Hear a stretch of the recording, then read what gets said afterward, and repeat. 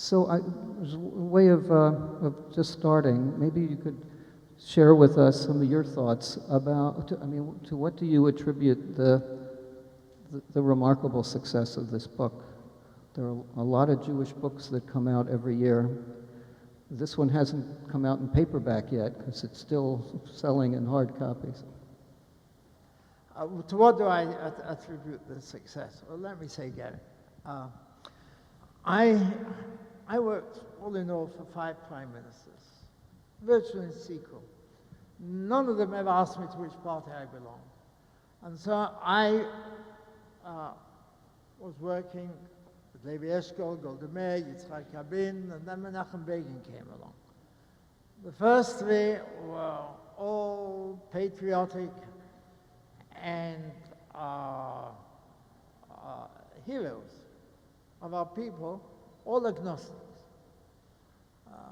There would sometimes be little problems here and there that we might get into, but then Menachem Begin came along, and this was, and no doubt you would have seen that in my book, he emerges as the central protagonist.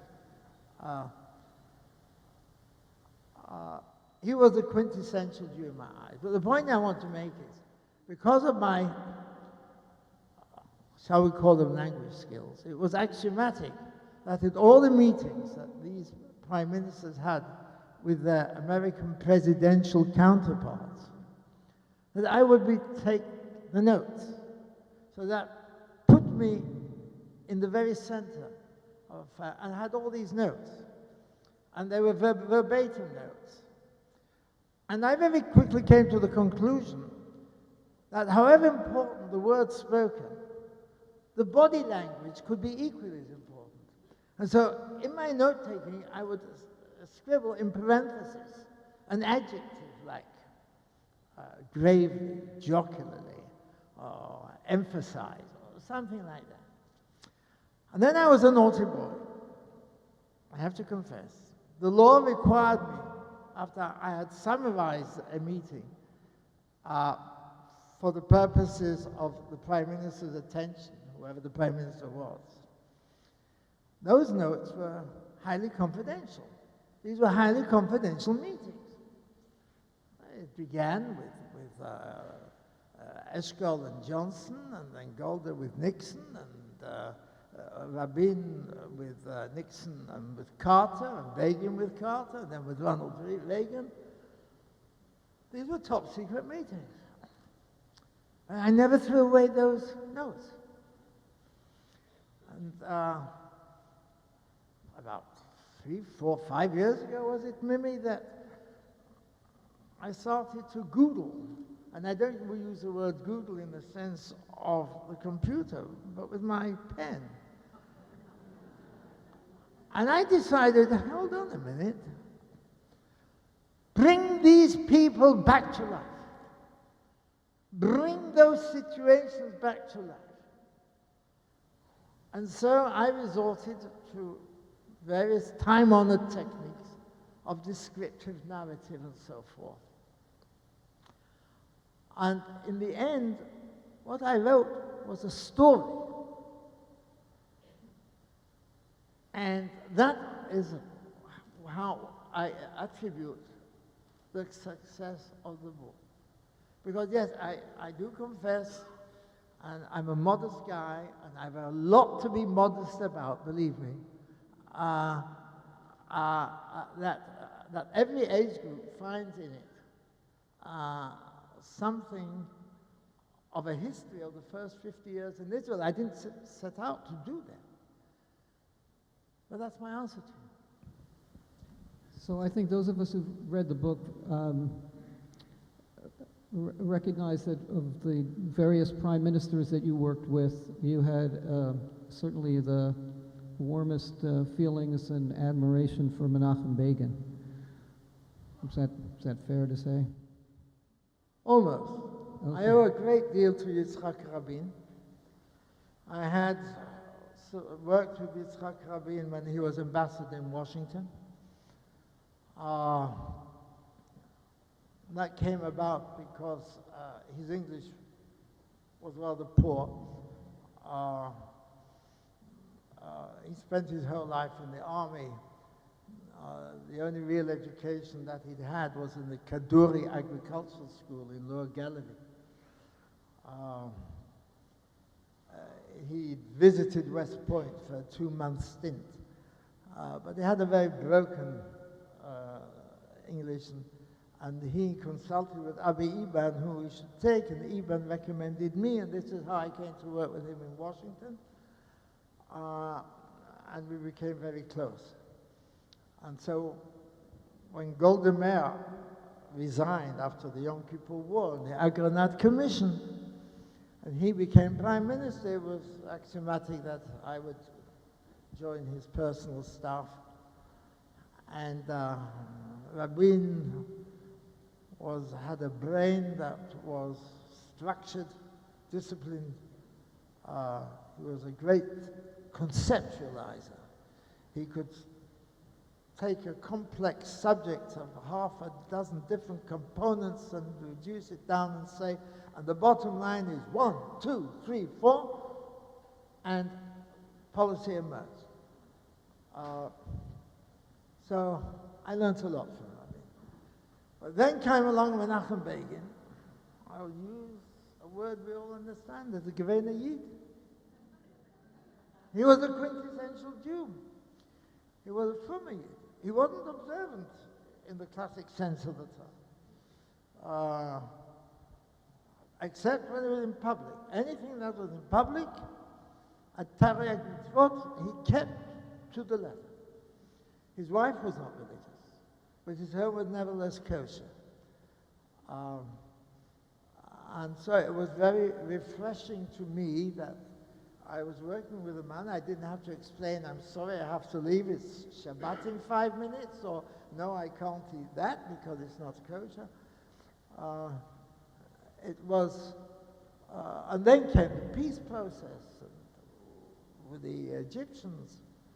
So it was indeed what was, in the case of Rabin, respect. In the case of Begin, it was respect and love. Spoken like a diplomat. So is it undiplomatic to ask if you have a favorite American president or world leader from your experiences? Well, I'll begin from the opposite end of the room and say that when we were dealing with Jimmy Carter, we did not know what inside was germinating a dislike that eventually morphed into something of an anti-Semitism, as illustrated in one of his books 2-3 years ago, Palestine, Peace or Apartheid. Strange book, because in it he cites situations and discussions, but I was present and I had the actual notes. And therefore something is lacking in its accuracy. There was this nice fellow,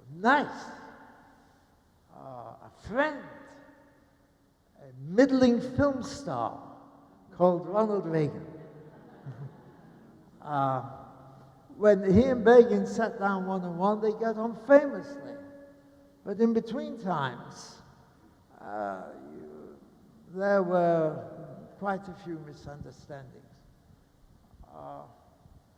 Of course, you got the 6'3" President Johnson.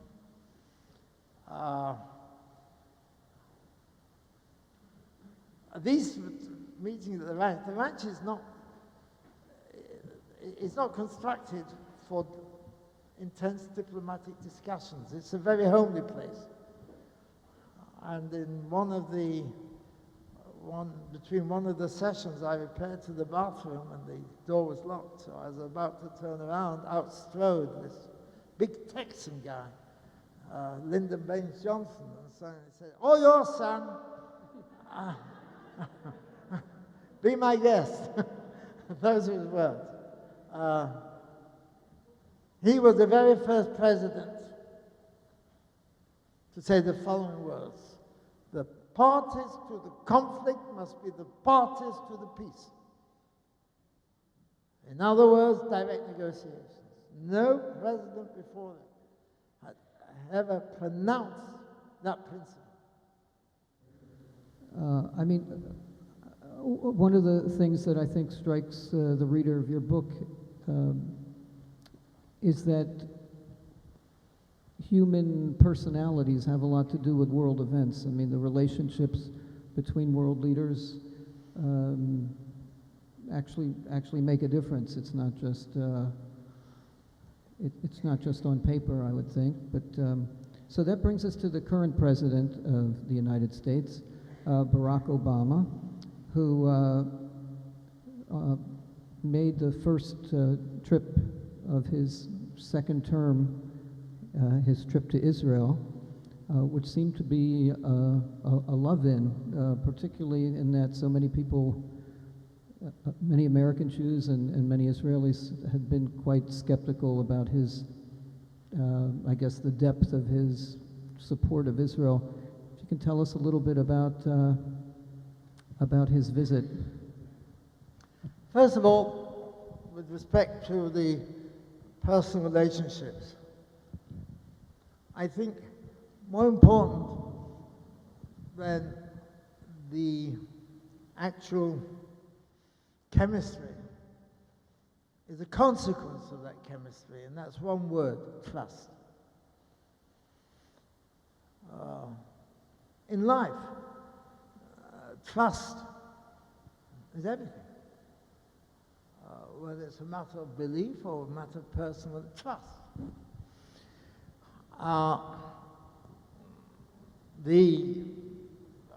For example, the relationship between Rabin and Clinton. Read Clinton's memoir. There's virtually a whole chapter there. Trust, even love. George W., I'm not exaggerating much when I say he sat at Prime Minister Sharon's feet as a war leader. And then we come to the first term of Bibi and Barack Obama, didn't click. And there were consequences. It was matters of trust.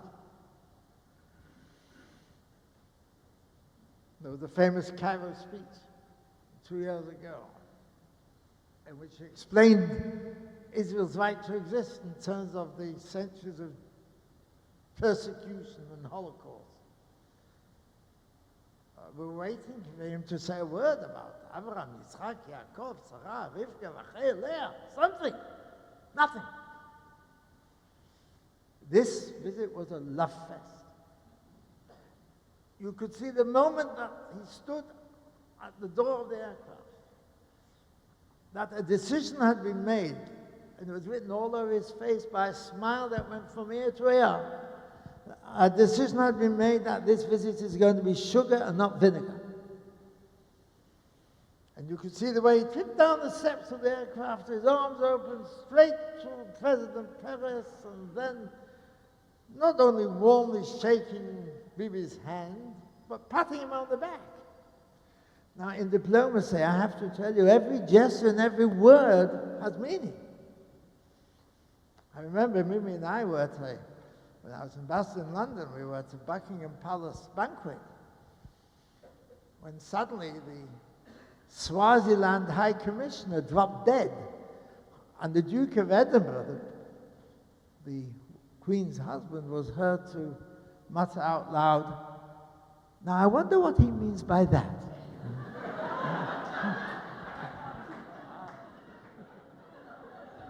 So, there was not, thank you. He said all the right words.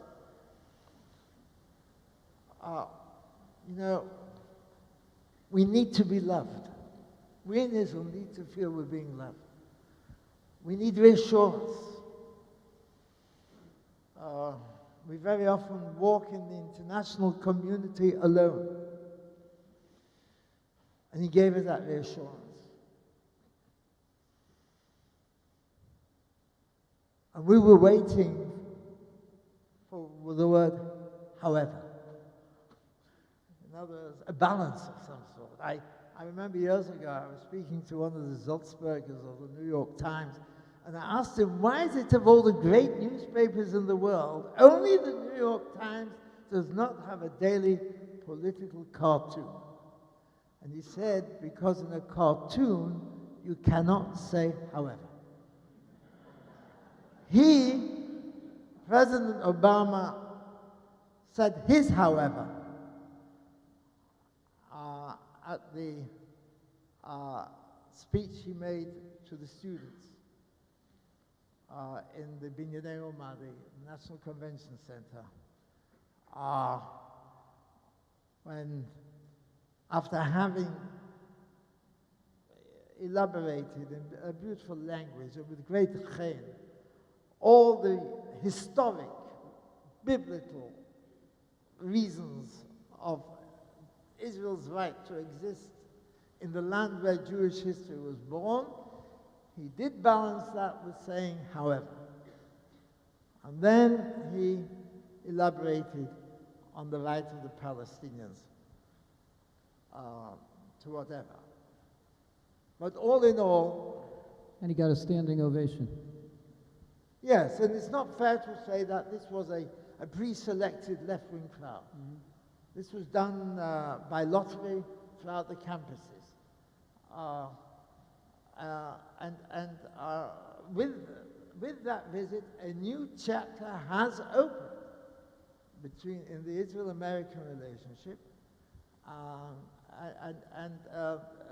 lot of it has got to do of mutual concerns, joint interests, as we are watching the crumbling of the Ottoman Empire across the Middle East, as Arab country after Arab country finds itself locked minimally in profound controversy, maximally in the abattoir, como se. And while he was there, he brought Israel and Turkey together again. Crucial to both our interests. So I'm relatively optimistic, as much as a Jew can never be relatively optimistic. I just want to add, we thrive on problems. And if we didn't have problems, we'd invent them. They say, show a Jew a silver lining and he looks for the cloud.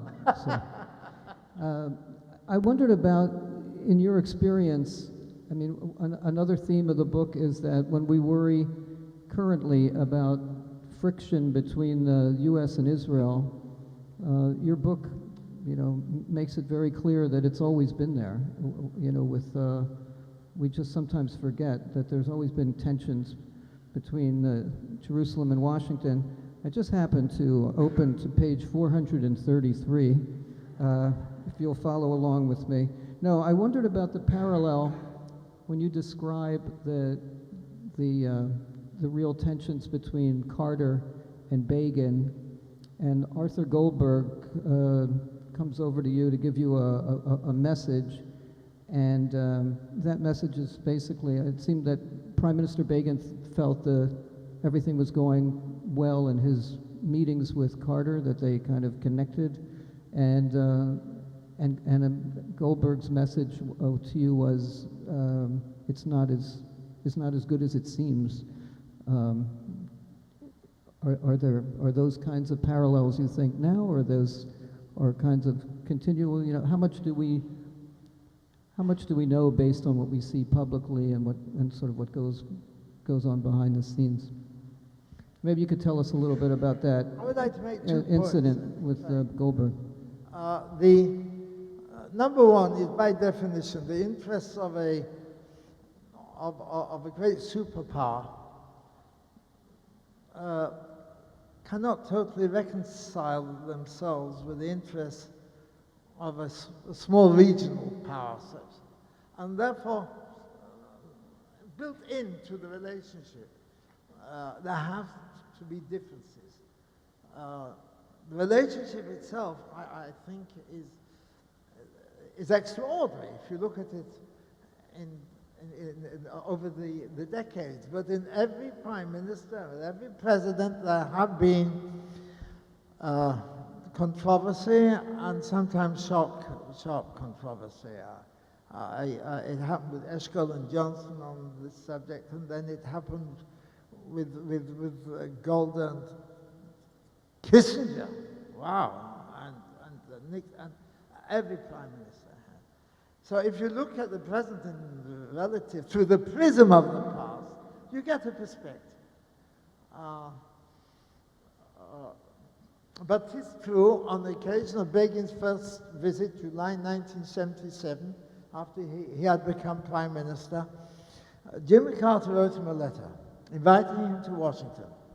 And he used an unusual turn of phrase, and I quote, "I therefore invite you to visit Washington during the week of July the 17th in order for us to establish a partnership of principle between us leading to a just and lasting peace."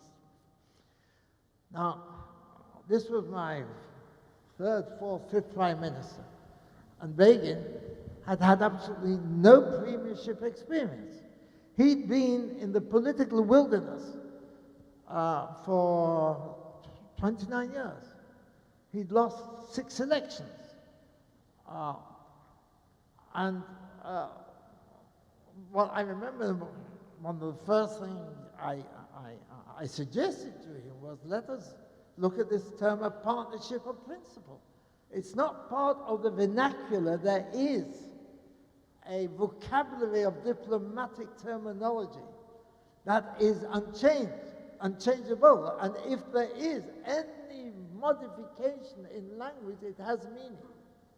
We'd never heard the term of partnership of principle before. So I pointed out respectfully to the Prime Minister that his language in order with a view to our establishing a partnership of principle. In other words, maybe at the moment you do not have a partnership of principle leading to a just and lasting peace. Well, the meeting took place. It started off very warmly. But then Brzezinski entered into the discussion. And he did so by handing a note to President Carter. We were meeting in the cabinet room. And Carter then, after Begin had extolled at length the rights of the Jewish people to the whole of Eretz Israel for historic reasons, for security reasons, that those Carter eyes, those of you who have a memory can recall sometimes those eyes could go blue steel. And he said to Begin that this is totally unacceptable and that you are ruining any chance of peace. And I remember Begin sitting up in the chair. May I quote him? He said, "Mr. President, I wish to tell you a story, not about me, but about my generation."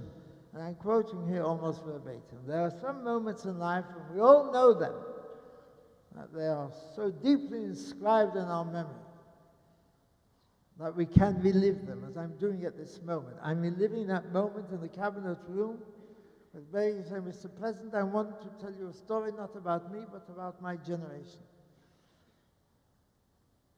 My generation.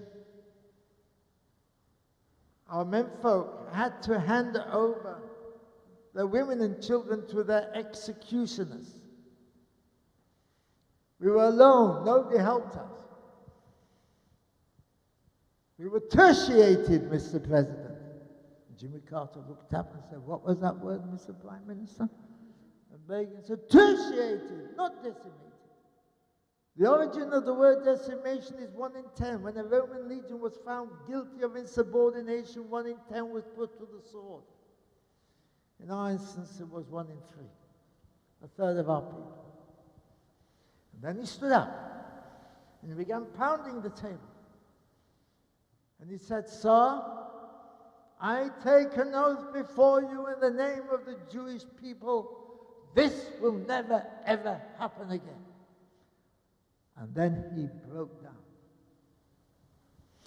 You could see him trying to fight back the tears that were welling up in his eyes. And he just stood there, his knuckles was gone white, pressed against the table. And a hush settled on the room, the likes of which I'd never heard before.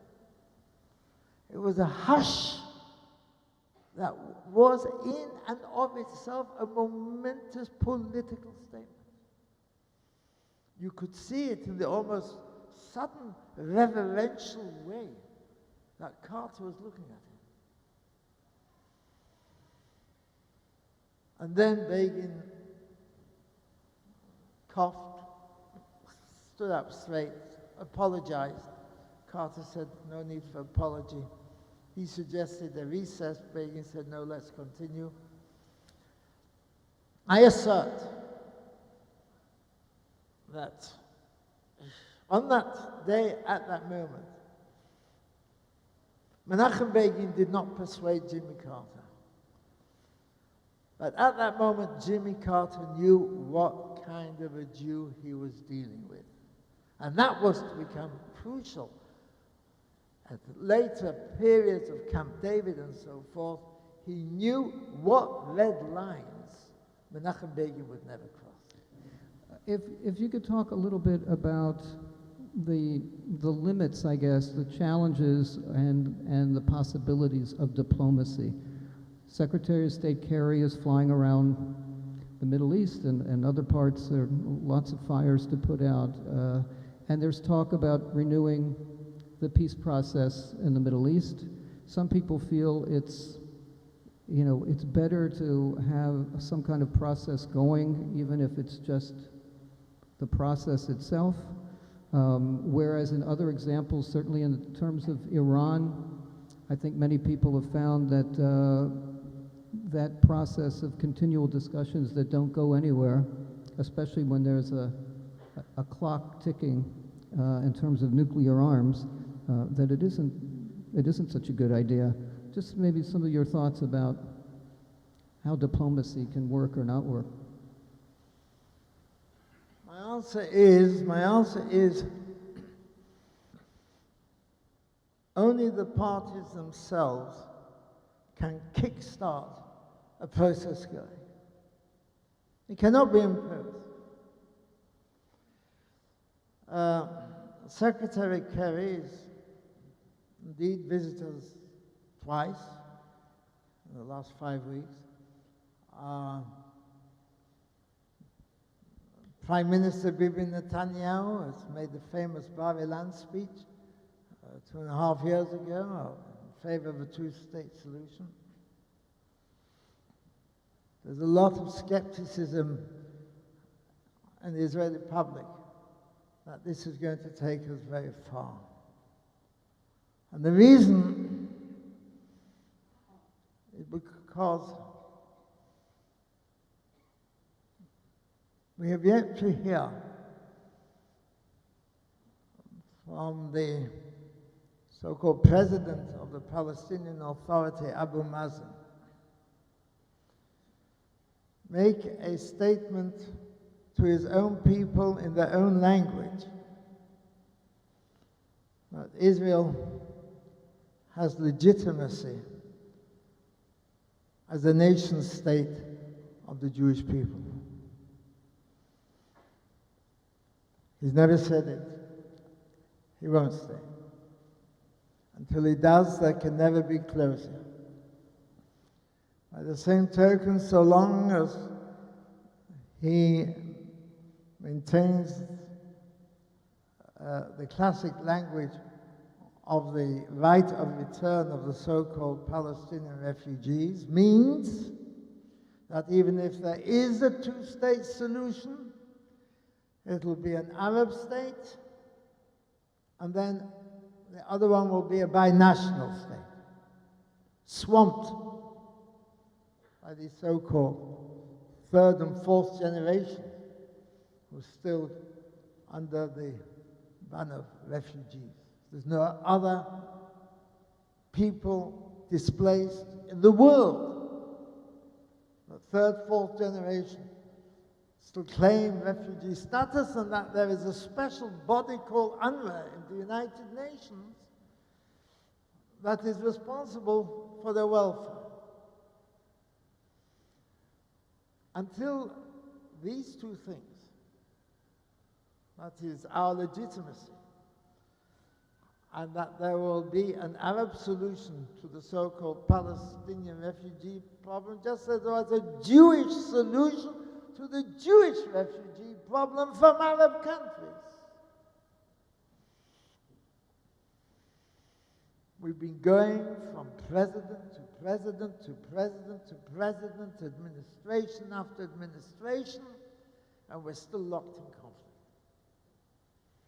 There is a famous United Nations resolution of November 1967, number 242, which is the legal basis for all negotiations between ourselves and the Palestinian neighbors.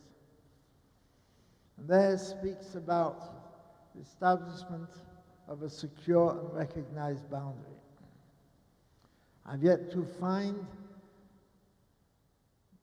the statesman, never mind the diplomat, the statesman, who can draw for me on that strip of territory, that ribbon of land called Israel, that lies between the Mediterranean Sea and the Jordan River, that is hardly 40 miles wide. I remember George W. Bush being helicoptered around the country, and he looks down at the waistline between Netanya and Tulkarem, 9 miles wide. He said, gee, we've got driveways in Texas longer than that. Whoever sits, forget the mountains of Judea and Samaria, whoever sits in the foothills of those mountains, I've got the jugular vein of Israel in the palm of his hand, because Israel is Haifa, between Haifa and Ashkelon. Everything else are appendages, the Negev, the Galilee, Jerusalem. Between Haifa and Ashkelon live 2/3 of our people and the whole of our national economic infrastructure. Hence, that's where the major blocks of settlements are. Until, and I'm involved in the sense that I belong to this think tank and that think tank, and we speak to Arabs, and we cannot extract from them a sense of mutuality of recognition. We recognize you, your rights.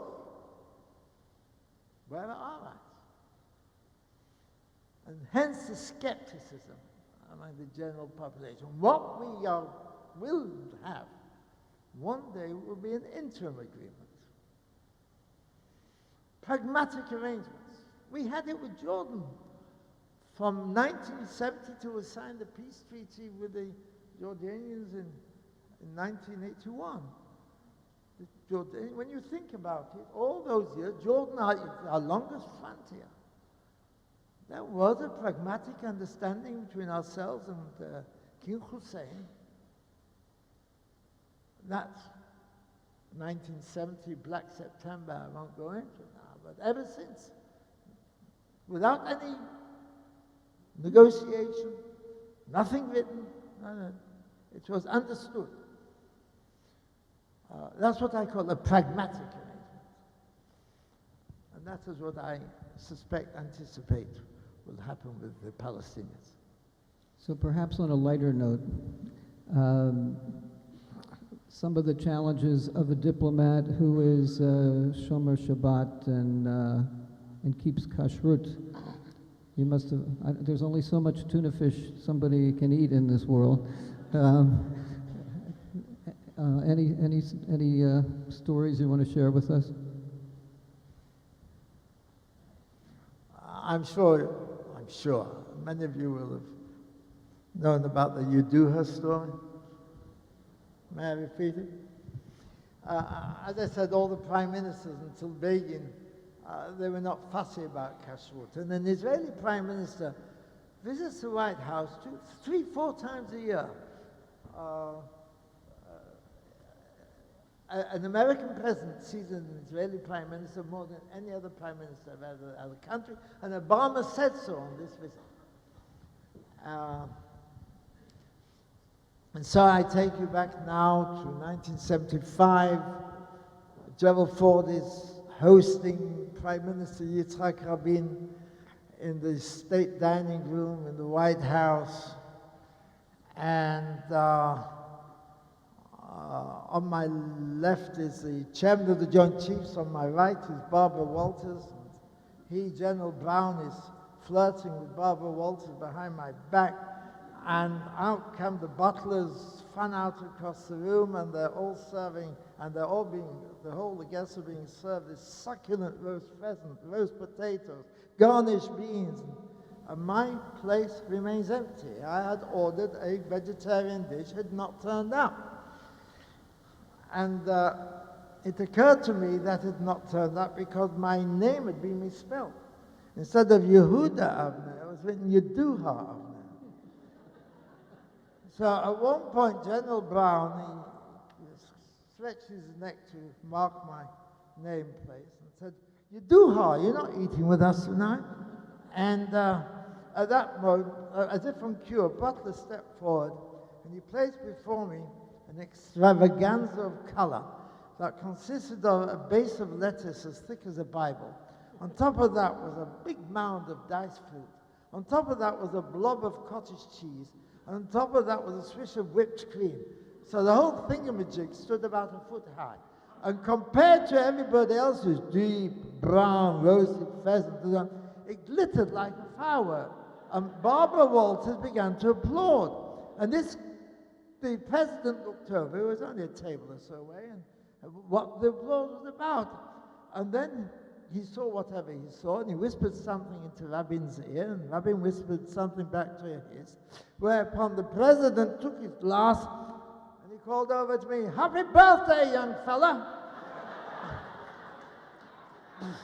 Whereupon the whole of the state dining room rose to its feet and began chanting, "Happy birthday, dear Yehuda." And I was appalled. I was sweating under my armpits. And after the dinner was over, I said to Rabin, "Why on earth did you tell the president it's my birthday?" And he said, I translated. In all earnestness, he said, "What? I should have told him the truth. And tomorrow there'll be a headline in the Israeli newspapers that you ate kosher and I didn't. And the religious parties will bolt the cabinet and I'll have a political crisis on my hands. Ani mishuga."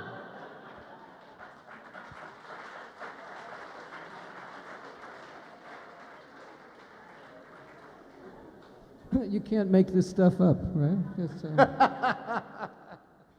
Israel faces an existential threat from Iran. There are very serious crises throughout the Middle East, Syria, Egypt, Hamas, Hezbollah, and yet, in the happiness index of world countries, like 192 countries, Israel consistently is in the top 10 or 20. And how do you figure that? Is it fatalism? Do people compartmentalize their lives that much? I'm sure many American Jews have never been to Israel. They're afraid for security issues. And then you go and see people sitting at the cafes and enjoying the theater. What is that all about? Well, I suspect that if you were to ask now our good people here, how many of you have family in Israel? I suspect most hands will go up. Correct? Correct. And you can testify as well as I can that b'sach all in all, life in Israel is good.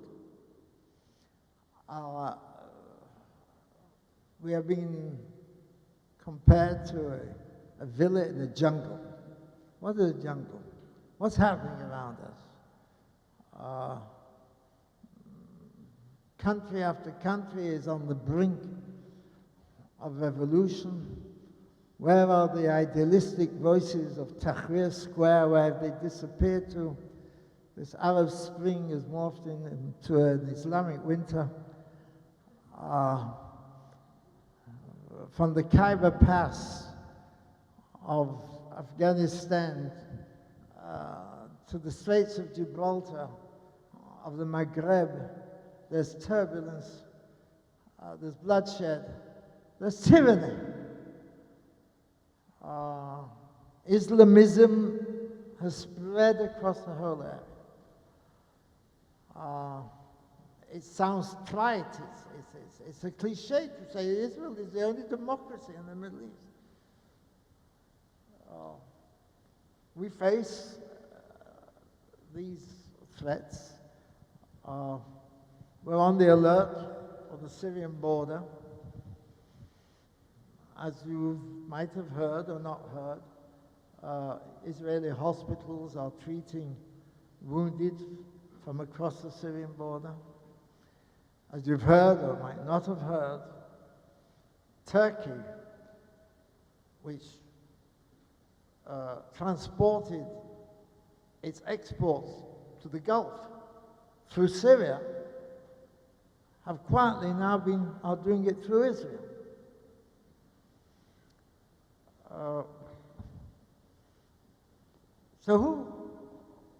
When we talk about the peace process, we withdrew from southern Lebanon, came Hezbollah. We withdrew from Gaza, came Hamas. We withdraw from the West Bank, and we are only there in a policing sense. They run their own lives through the Palestinian Authority. You'll have Hamas. So, this is all part of the skepticism. As for Iran, Morai v'Rabotai, my dear friends, remember, Iran was ancient Persia. And remember, it was the Persians who invented the game of chess. They are very cunning in their moves. And they have been maneuvering the West. By all means, let's have engagement. But that was a statement that was made 2.5 years ago. By all means, let the sanctions grip. But they began 2.5 years ago. And all the time, the clock is ticking, ticking. To that famous cartoon-style picture of Bibi Netanyahu in the United Nations General Assembly where he's drawing the red line, do you remember? And people laughed and mocked him. This was a very important exercise in changing world public opinion in their awareness of their brinkmanship. And this was an important component of Obama's discussions with Netanyahu on his visit. One thing for sure, we're not going to pull anybody else's chestnuts out of the fire. Our Chief of Staff, Benny Gantz, 2 days ago, said we are capable of taking out the Iranian nuclear program by ourselves. But who wants it? What will be the consequences? God forbid that we should have to do it, but if we have to do it, I guess we have to do it. It reminds me very much of Begin and Osirak. You remember the Iraqi nuclear reactor?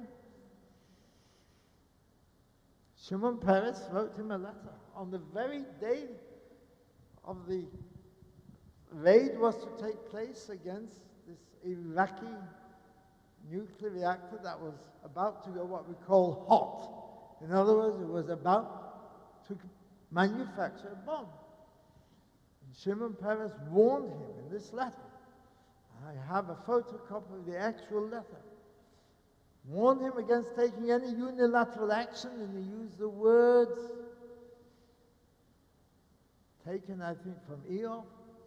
Nihiyeh kedardar bamidbar. We shall be like a thistle in the desert, meaning international isolation. And indeed, when the raid was carried out successfully,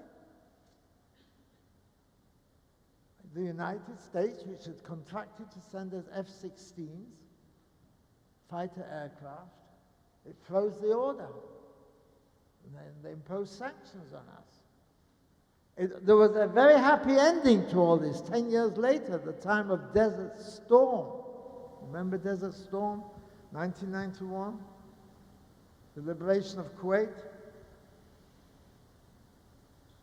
Secretary of Defense Cheney sent to General David Ivry, who was a commander of the Air Force at the time of the raid, a satellite photograph of the destroyed Iraqi reactor.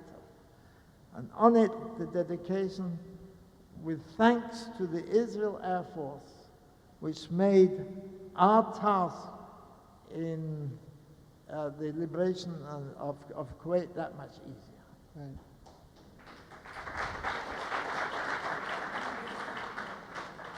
I guess with this, we'll close. I'm going to ask you a very simple question. What's going to be?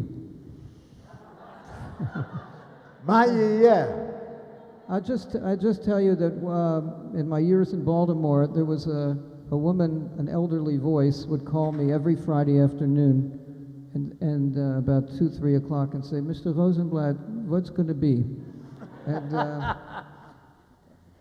And so I put the question to you.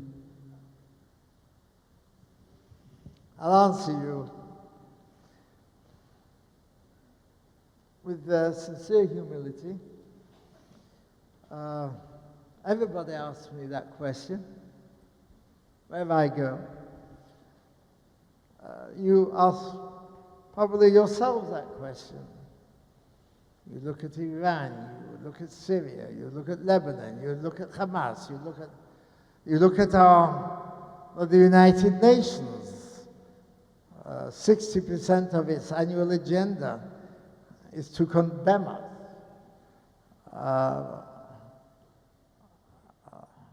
Yes, we often are isolated. What's the future?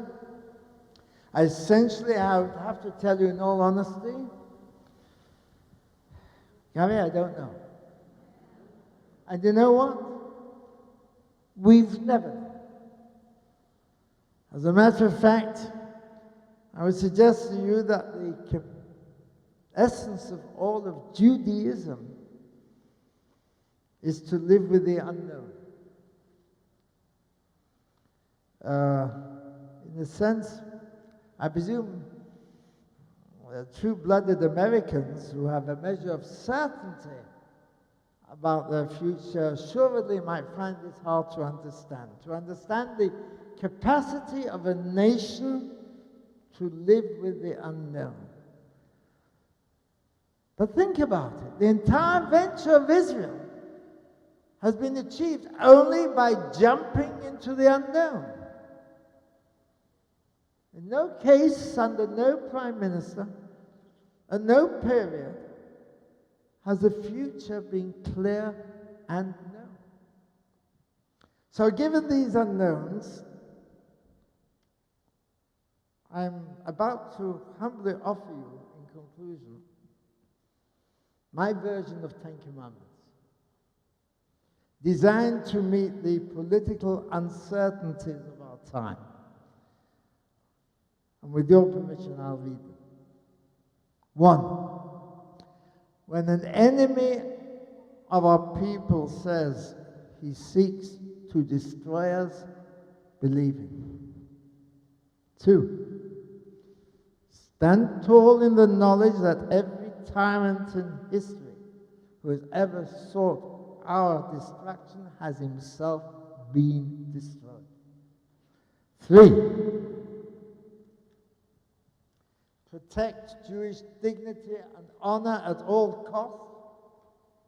Life is holy, but there are times when one must risk life for the sake of life itself. 4. Never raise a hand against a fellow Jew, no matter the provocation. 5. Give the enemy no quarter in demolishing his malicious propaganda. 6. Whenever a threat against a fellow Jew looms, do all in your power to come to his aid, whatever the sacrifice. 7. Never pause to wonder what others will think or say. 8.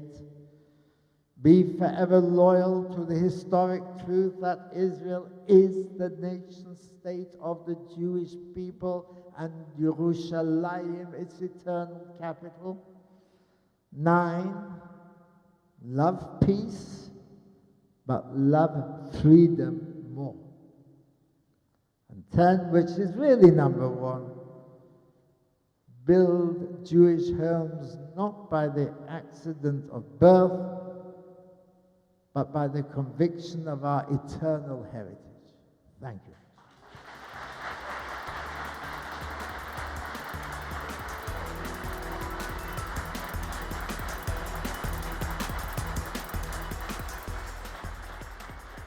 We would be pleased to send a complimentary DVD of this program to anyone who wishes to support Shalom TV with a tax-deductible gift of $36, double high or more, to the nonprofit organization Jewish Education in Media. Simply visit the Shalom TV website homepage and click on the Donate button to make a donation by PayPal or your credit card. And please indicate the program for which you would like a DVD. Or you can send your tax-deductible check made out to GEM. To GEM, Post Office Box 180, Riverdale Station, Bronx, New York, 10471. And again, please remember to indicate which program you would like to receive on DVD with our compliments. And we thank you for your kind support.